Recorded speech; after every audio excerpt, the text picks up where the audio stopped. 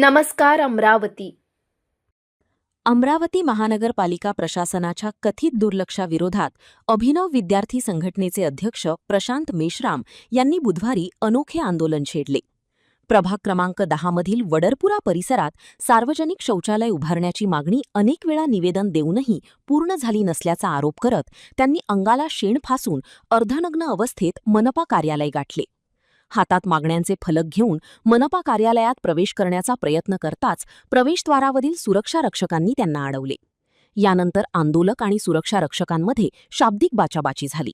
या अनोख्या आंदोलनाची माहिती मिळताच मनपा कार्यालय परिसरात नागरिकांची मोठी गर्दी झाली.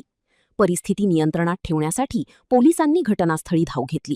दरम्यान मनपा उपायुक्त देशमुख आणि आरोग्य अधिकारी अजय जाधव यांनी आंदोलक प्रशांत मेश्राम यांची भेट घेतली. वडरपुरा परिसरात सार्वजनिक शौचालय उभारण्याबाबत सकारात्मक कार्यवाही करण्याचे आश्वासन प्रशासनाने दिले. प्रशासनाच्या आश्वासनानंतर प्रशांत मेश्राम यांनी आपले आंदोलन मागे घेतले. मात्र दिलेले आश्वासन प्रत्यक्षात कधी पूर्ण होणार याकडे आता वडरपुरा परिसरातील नागरिकांचे लक्ष लागले आहे.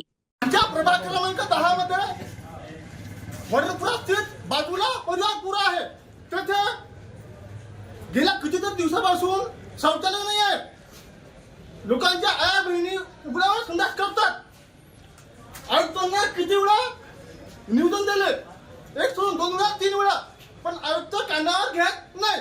अशा परिस्थितीमध्ये आम्ही पुन्हा दाद मागू. हे नगरसेवक म्हटलं आपल्या वाढदिवस बर्थडे ह्या कार्यक्रमात हे खाऊन गप्पा खुश आहे. मग आम्ही नक्की काय करणार? तुम्हाला माय बहिणी आहे, आम्हाला माय बहिणी आहे, आमच्या माय बहिणीच्या रस्त्यात पडले आहात का?